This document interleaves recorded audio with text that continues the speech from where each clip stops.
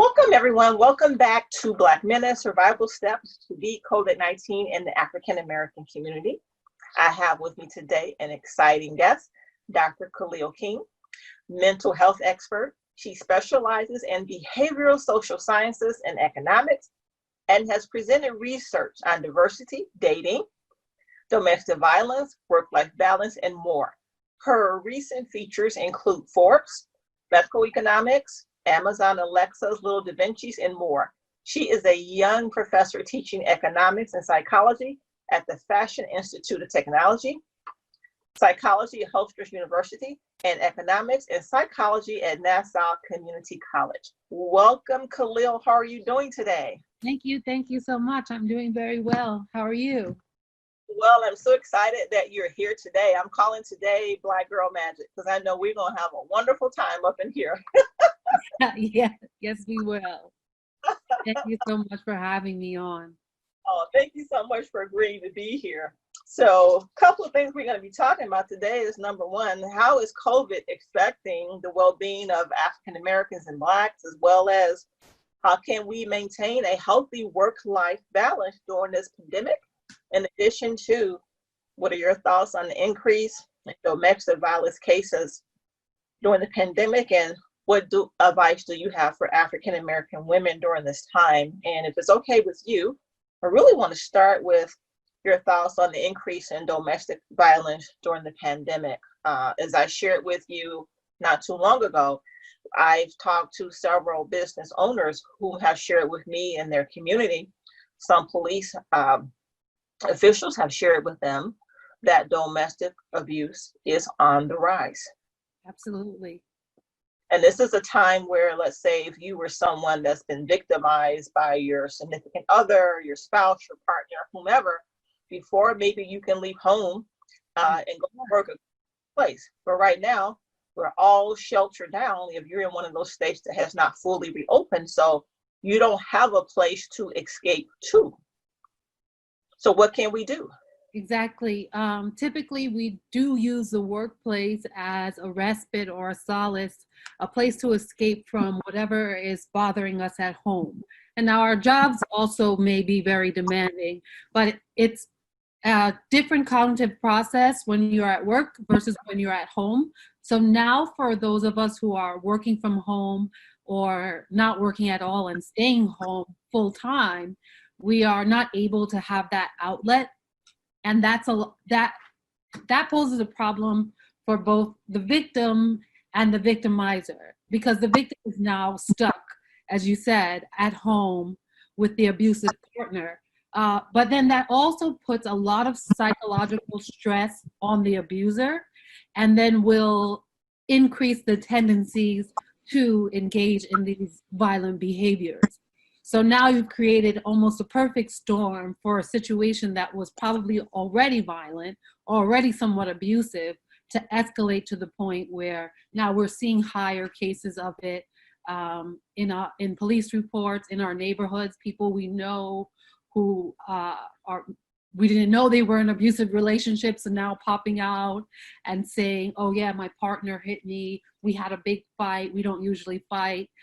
It's because this lockdown, this shelter in place and quarantining or social distancing and only being with your spouse, your partner, and maybe your children is very difficult for everyone involved.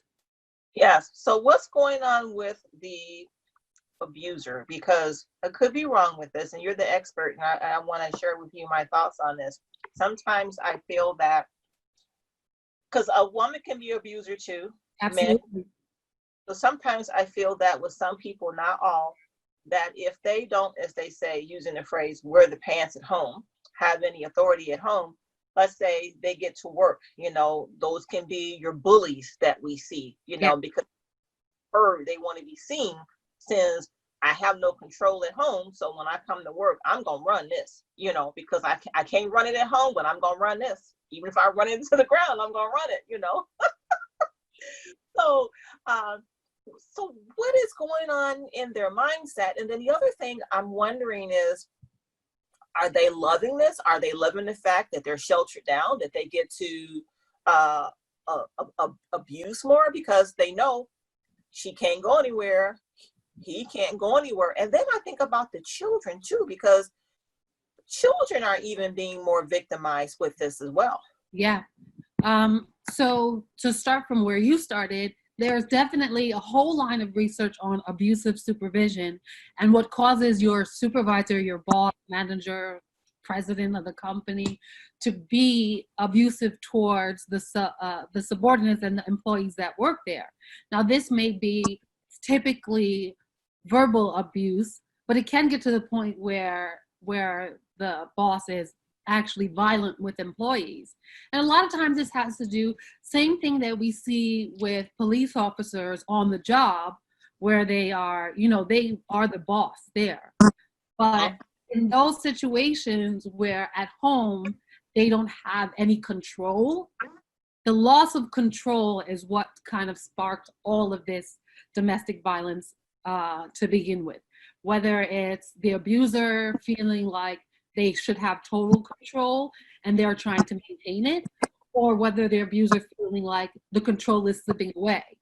So as you mentioned, do they like it? It's hard to say. I can't speak for all abusers. I wouldn't even generalize to the point where I would say yes, but I would say that this is testing them in a way that they probably have not been tested before. Tested in that it's pushing their limits, being with their partner 24/7 when they used to get a relief from them. So for some reason or another, they feel like, as the abuser, they feel like their partner is in the wrong. Oh, she cooked this wrong, or he did this the wrong way, so she's wrong, he's wrong.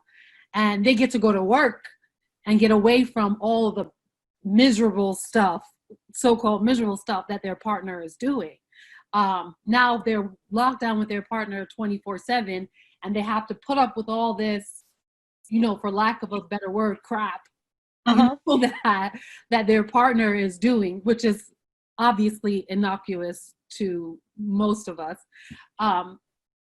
They have to deal with that all day, and they feel like they have to either exert their control, show their dominance, or stop whatever it is being done that they just don't like. So they may not want to be abusive, but they feel like they have to be abusive in order to control the situation. So it sounds like a lot of narcissism as well to me with this, because it's all about what they want. They want control. They want total dominance. They want everything, and they don't want the person, the victim, to have anything. Right. That's usually what we see in cases of domestic violence. And then this is just it magnified to an extent that has been unheard of before. These are definitely troubling times. And right now during this pandemic, there's not many places that the person that's being abused can run to, because people are sheltering down. And if you have children, because I know that here in Illinois, where I'm in Lake County, Illinois, there is a place here called the Safe Place, where the mother and the child can go to get shelter. But, of course, that's contingent upon, do they have the space, for more head count? And if they don't, again, where are they going to go? What are they going to do? Troubling. And the children, they really do suffer emotionally from just seeing it. And then the abusers, a lot of times, are abusing the children as well. So now you have a house full of people, your partner, your wife, let's say, and 3 kids, and they're all getting on your nerves. You're already locked down. Everybody's already stressed out because we're locked down in a pandemic. You're already abusive. Now, on top of that, you have to deal with these 4 people all day, every day. Again, like I said, this has created the perfect storm, and the children are getting sucked up into it as well. There's no one who is immune to COVID and its effects, like literally and figuratively. That's true. And I shared with you earlier that I read an article in Northwest Indiana Times about a police officer there who had abused his wife. He beat her really bad, and he took her phone away, and she asked the children to call for help. She was terrified. Plus, they were terrified that he was going to kill their mom. And I just thought, my goodness, I don't believe that was the first time. I don't know these people, but the way I looked at it was, maybe it wasn't the first time. Maybe it has happened before, but this time he probably maybe beat her so bad to the point that she may have even recognized, I've got to get out of here. I got these kids. He's gonna kill me this time. Yeah. First time I may have gotten away a little bit, but this time it's the worst he's put on me. Yes, we often see that domestic violence goes underreported, and then usually when it finally does get reported, it's big incidents like this, like near death, or where a neighbor has called the cops because they could hear the fighting from the window or downstairs, something like that. And often it's only when it turns so big and unavoidable that the victim will admit that this is occurring, and will usually say it was the first time. Yeah. I did a study recently about women who have been in domestic violence relationships versus those who haven't. And those who haven't, 100% of the participants, it was about 77 of them, said that they would not stay with their partner if they physically abused them. If they struck them, hit them, kicked them, any form of physical abuse. The other half of the participants, so about I believe it was 71 of the participants who have been in a domestic violence situation, said that before, they believed that if their partner ever hit them, they would leave. And 100% of those participants said that they stayed after the first and second time of assault. Yes. We all have this idea that we would leave, and then when it happens for real, most women don't leave. And that's how another indicator that this is not the first time that this man has beat this woman. Maybe not to a pulp, but it's not the first time that they've encountered something like this. True. And I think we all may know someone, whether it's a loved one or a friend or someone else. I know some women that are a good friend of mine that their spouse or their significant other beat them for breakfast, lunch, and dinner, in between meals and snacks when they were pregnant. Just some of the horror stories that are just out there. You know, it just breaks your heart to hear. The other thing is healthy work-life balance during the pandemic. Sometimes you may be in a situation where the work-life balance is already toxic. It was never healthy. Now comes the pandemic. Now it's even more toxic. How do you navigate that? What are some tips? So aside from, let's say, the environment is toxic because of abuse, let's say we just have a general typical workers, their families, their friends, trying to balance that. And if you're already having a hard time balancing it, so I wouldn't call it toxic, because to me that's more like abusive. But if you're having generally a hard time balancing your family life, your social life, your health and well-being, and then work on top of that, now, depending on your situation, if you're not going to work anymore, those relationships you have with coworkers are going to suffer probably. You're not getting to see people. The relationships that you have with your friends is going to take a toll on those relationships. Your immediate family members, you might get closer to them because you are locked down with them, but then that also adds an added level of stress of not being able to have your own space, have the privacy that you're accustomed to, have the autonomy that you're used to. So I think that in terms of work-life balance, you have to prioritize what is most important right now during this pandemic, because understanding that this is not going to last forever, it helps us although we don't have an official timeline, every timeline we hear is, oh, it's been pushed back, oh, it's paused, it's 15 more days, we'll get back to you in a month. But although we don't have an official timeline, we know that there is at some point that this is going to end. And when this is over, what do you want to have gotten out of it? Or what do you want to be when you get through it? And that can just be, I want to be as good as I was before this all started. I want my relationships to be maintained. I want them to be in good status. I want my job to be held there for me. Not that I expect a promotion. Or you might have loftier goals and say, oh, well, from this, I want to have build a stronger relationship with my kids and do some activities with my husband that I hadn't done before. But I think it's important to prioritize what is important to you and then make a goal for when this is over. What do you want it to look like? What is your purpose? So if I may go into well-being for a little moment, there are several aspects of well-being in addition to physical health. So what you want to do is focus on your purpose in life. You still have a purpose regardless of if we're in a pandemic or not. So you want to try to maintain all of the activities, tasks, milestones and such that keep you on track to fulfilling your purpose. You want to maintain or grow the relationships that you have, positive relationships with others.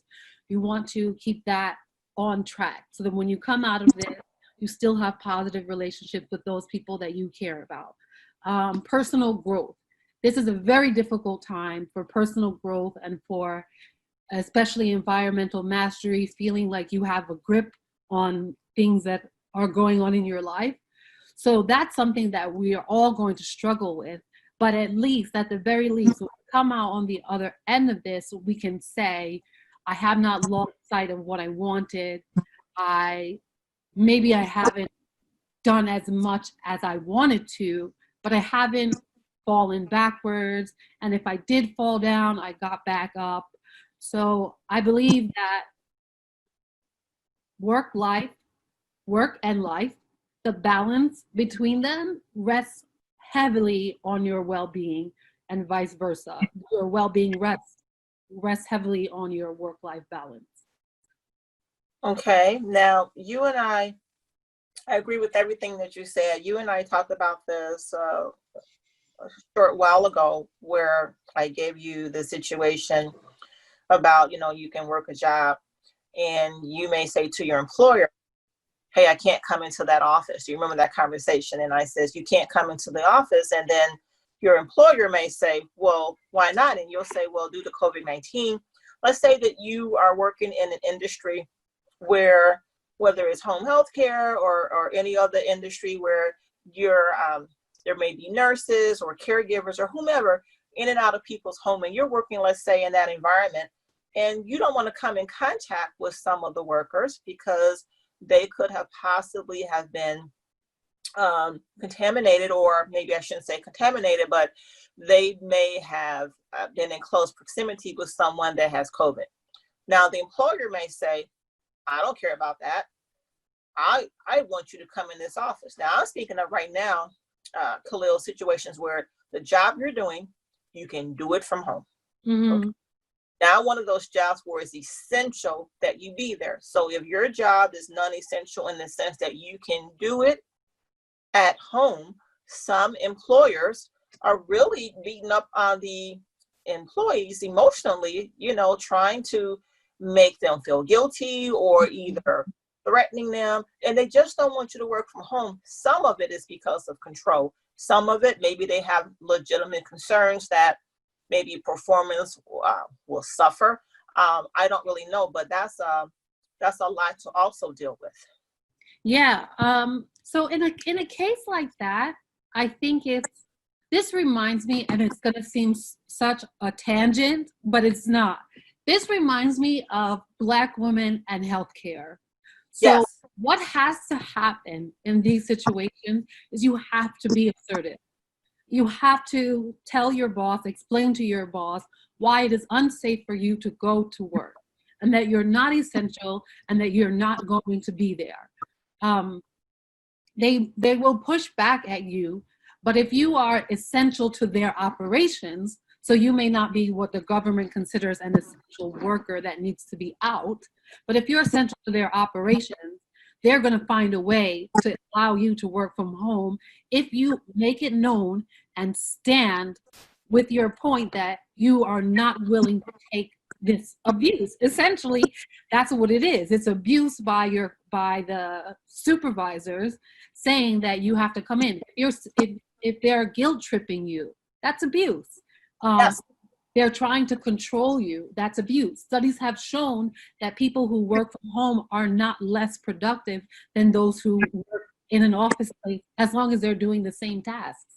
Yeah. So performance is not going to decrease. There's nothing to back up their claim that you have to be at work. What you do have is science that backs up why you should be home from work. Yeah. So again, you have to be assertive and you have to stand your ground. Just like, again, like I said, Black women, when it comes to healthcare, be assertive and stand your ground. That's true. And, you know, what angers me about all this is you can be working a job where you have other employees, Caucasian or the groups of people, but they get to stay at home. You don't get to stay at home. So to me, if you're saying that I can't stay at home, but there can, then what you're trying to do is undervalue me, marginal.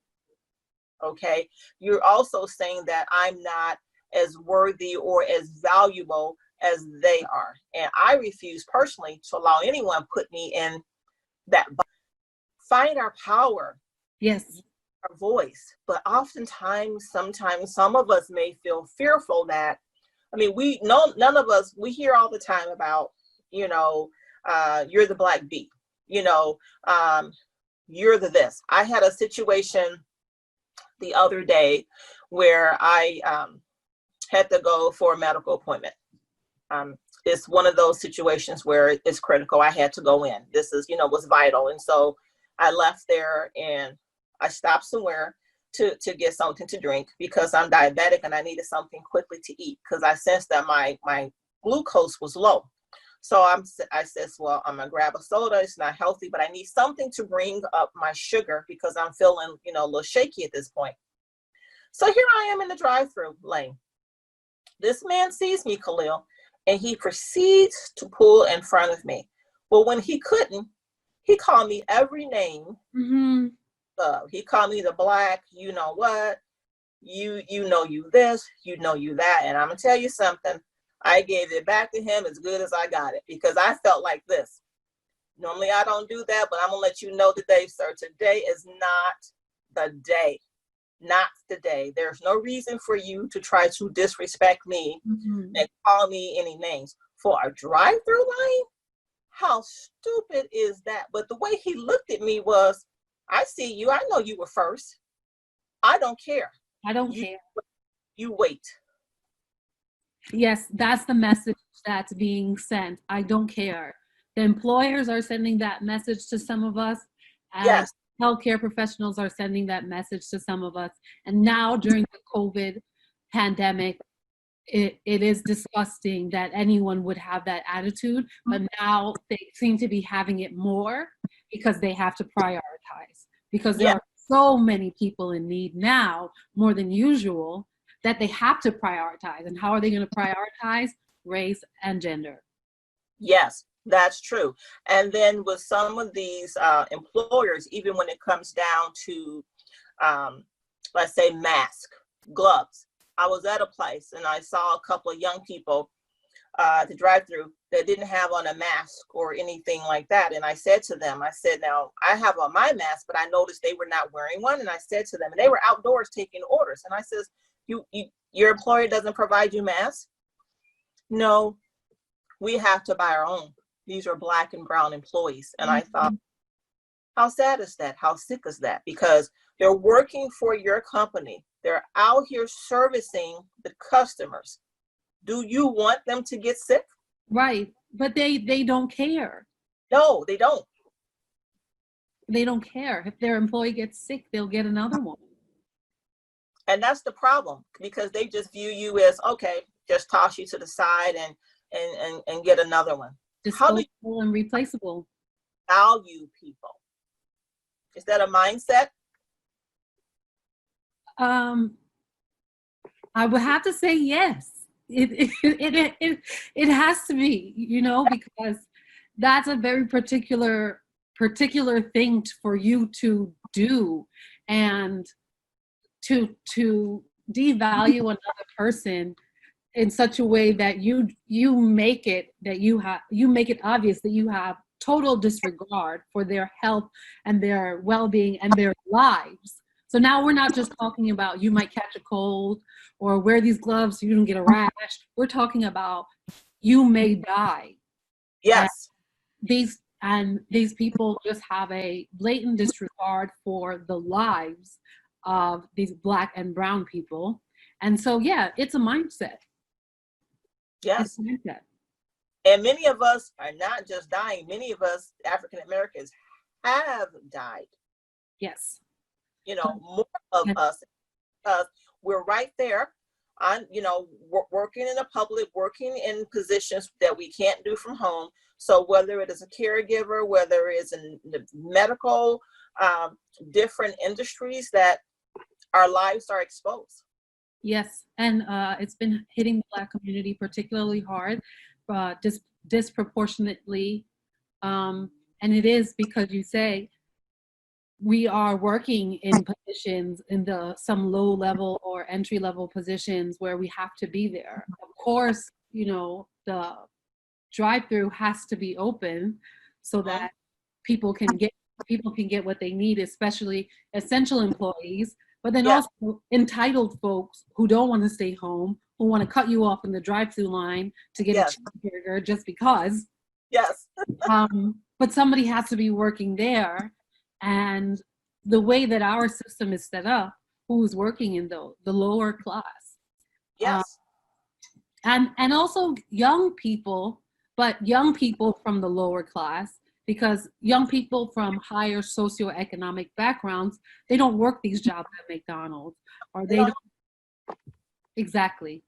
And it's very difficult to kind of escape your socioeconomic status during a pandemic. True. Because that's your job. And, you know, it may not be the best job in the whole wide world, but it's the job that's paying your bills. You're gainfully employed. You're not out there on the street selling drugs or anything like that. You're trying to work hard to take care of you and your family. Yes. Yes. You know, so I feel for a lot of our people that have to deal with that, because everyone doesn't have the opportunity to work from home. Some people don't even know if they're going to make it back home if they come into contact with someone who has COVID.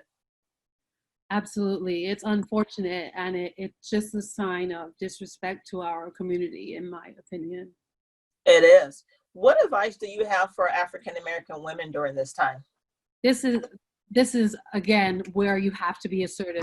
And the way that you described your situation at the drive-through, and you said usually you would not respond in that way, but today was not the day to come for you.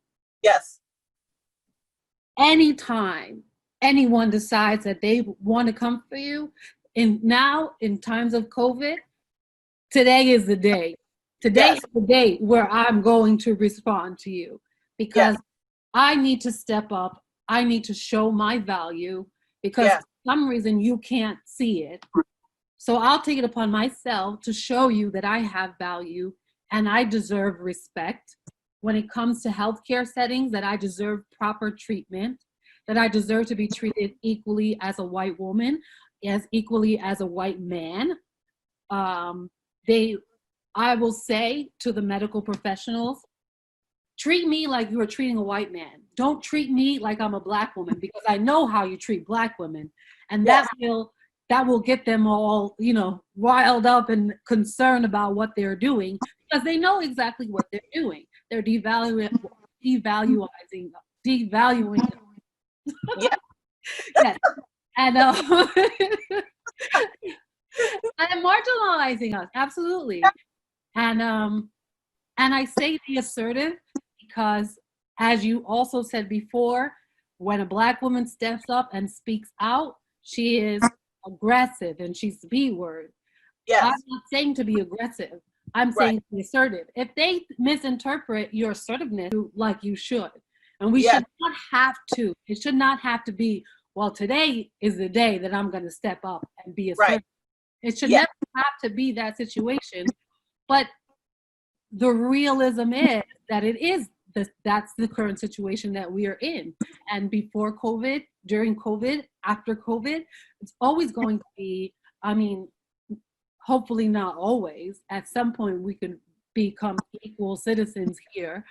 But for the distant future, for the foreseeable future, we are going to have to be assertive when it comes to taking care of our health, when it comes to making sure that jobs are not Yeah. undermining us or abusing us or making us do things that we don't want to do. It's okay to be assertive. And if they interpret your assertiveness as aggression, well, then those are the ones that have to deal with that. True. And in this situation, when I shared this story with a friend, she was telling me about, Nisi, your emotional intelligence and all that. And I said, you know what? Look, I said, I'm just going to keep it real. When he came for me in that drive-through lane, and he cut me off, I said, it wasn't just a matter of cutting me off. But when you start calling me the B word, the Black B word, and all those other things, I know that's not who I am. I get that. But I was letting him know, look, I'm going to tell you something about you. Like I said, I gave it back to him as good as I got. And when I got done with him, he rolled up that window and didn't say another word to me. I mean, as they say, played the dozens. I went down all of the lanes, all the lanes and connected it. And he looked like, I can't believe she said that. And I thought, booyah, don't come for me. Don't come for a Black woman. Mind my own business. Right. Mind your business. Exactly. Or get some business. Exactly. Yeah, you should have that attitude, and they shouldn't be ashamed of it. There's nothing to be ashamed of when you are standing up for yourself, defending yourself, protecting yourself, doing what's best for you. Yes, and when you was talking about work-life balance, same thing applies. I remember once I worked a job. It was one of the worst jobs I ever worked in terms of bullying. I mean, it was the absolute worst where I was bullied. But it wasn't the type of bullying where you're going to get up in my face like you're going to hit me, because if you do that, what's going to happen to you. So you ain't going to do that. But you'll bully in the sense that you try to sabotage work and, do some sinister things. And I remember once this gal, she came to me, it's a white gal. She says, you went off on me and you hurt my feelings, and I want to have a meeting with you. And I said, are you sure you want to do that? Are you really, really sure you want to do that? And she said, yeah. So we went to the conference room, and she proceeded to try to break me. And I said, not today. She started crying and carrying on. And I said, you learned a very important lesson today. And she reported me to the manager, and I told him, you learned an important lesson today too. He says, well, what do you mean? I've never seen you like this. I said, because you don't know how close someone's to the edge. You've been messing with me. I'm tired of you messing with me. I'm tired of her messing with me, and not today. Today, the buck stops here. Okay? Mm-hmm. Rubber meets the road. I'm not going to tolerate it anymore. And Kahlil, at that point, I'm going to tell you, I felt like, how you see those bullfighters and you see the what is it? Yeah, the red cloth. I tell you, red is my favorite color anyway, and all I saw was red. I was so hot. But she knew then that this is, don't mess with her anymore. So and they say, oh, I've never seen this side of you. Well, right. Yeah, because you didn't push me to the point where you pushed me today. Right. That's why you haven't seen it, and you're seeing it now. And I bet you don't want to see it again. Now you know what's good for you. I told you, Black Girl Magic today. Yes. But you know what I'm saying when it comes to work-life balance, it wasn't the pandemic, but it's the same thing that still applies. Pre-COVID, post-COVID, they will try to come for you. And we as Black women, we've got to have our stuff together. We've got to be assertive, because what I've learned is if I'm not assertive, if I'm meek, if I'm now, which is not my personality to begin with, but if I don't speak up for myself, it's the way that it makes me feel inside. I like it. It affects my health. And I remember as growing up, my parents always taught me, you're going to stand up for yourself. You're going to fight for yourself. You're going to fight for what is right. So you really have no choice. Some people will say, especially a lot of African Americans will say that, well, I don't want to say anything. I may get fired. Okay, you may, and you may not. And you may go to another job and the same thing starts all over again. You may have children that is watching mom, how she handles situations. So do we want our children to be weak? Do we want our children to be strong? Do we want our children to be assertive? Do we want our children to know their worth and value?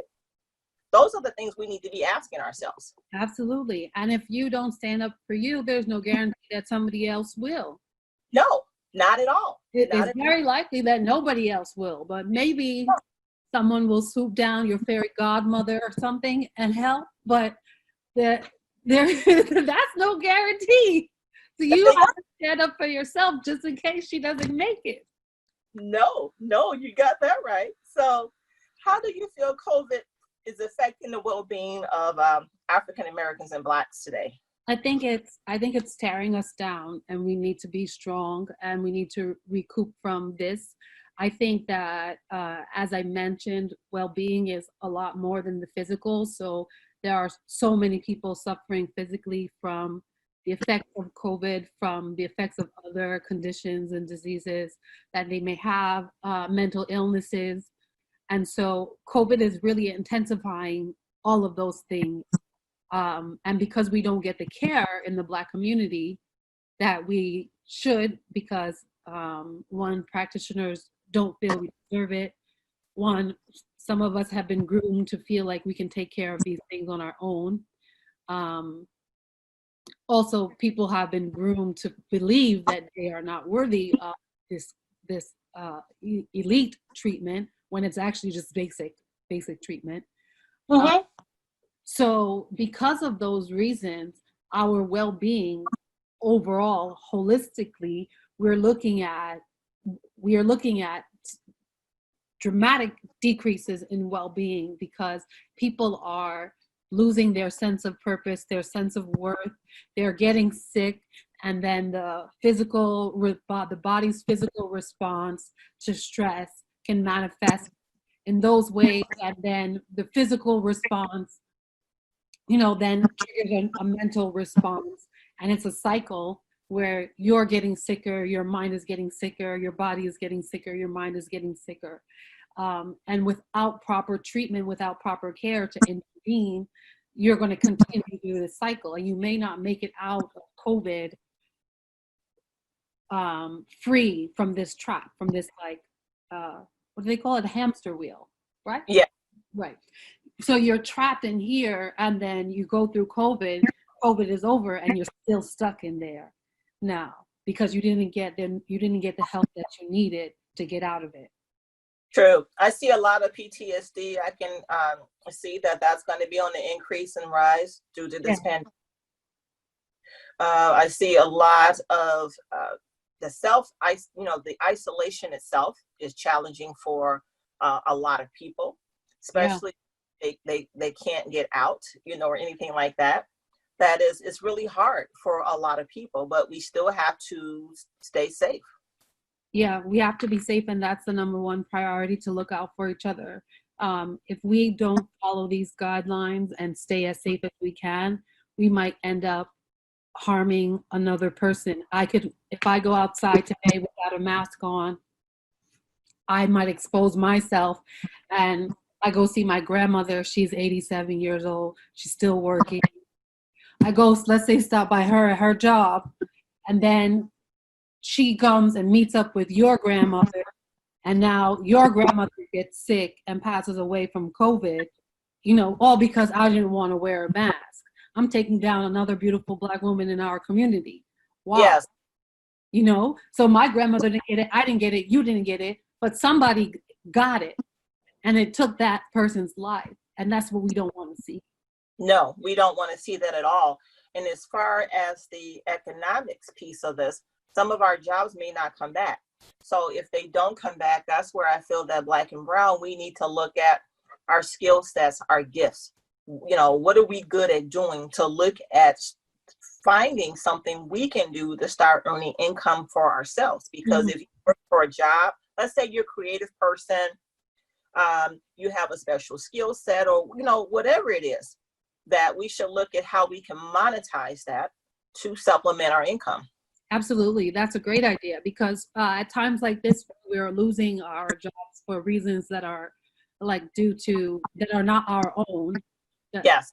That are either due to the business cycle or recession like we are experiencing now, or just simply because of a change of what the environment is, like more people working from home, therefore maybe offices are going to close down.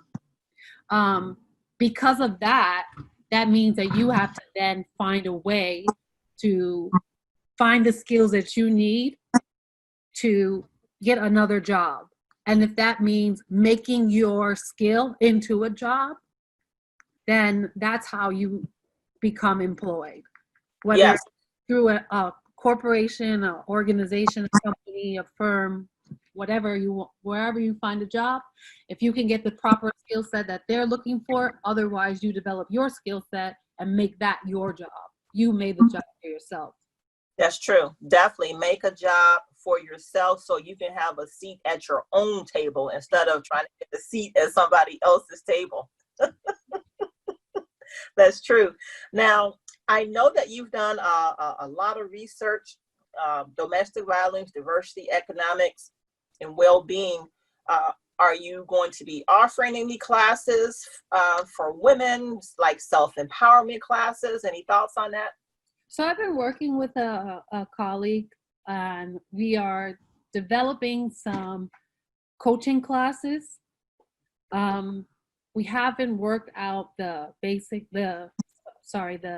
details of it yet, but we want to target historically Black colleges and universities, those institutions.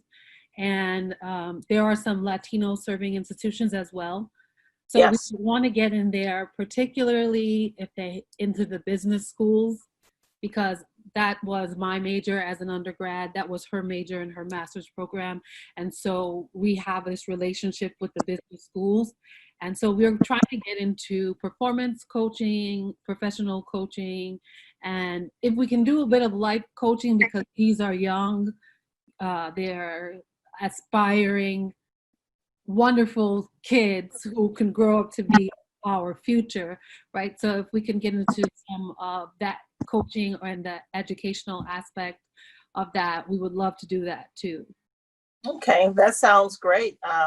I wish you all the best in that, because you're a wonderful person. You're going to help so many people. And if you get to the point after the coaching with the HBCUs and you start working with, women of color, working them on work-life balance, because we need that as well as finding our voice, let me know, because I will be interested in signing up for that and bringing some of my friends along with me. Absolutely. Thank you so much. That would be great. Yeah, it's been so nice connecting with you. And at some point, Kahlil, I would like you to come back for part 2. Yes, that would be great. Black Girl Magic part 2. Yeah, Black Girl Magic part 2. Awesome. Any other thoughts you want to share with the audience? Just everybody stay safe and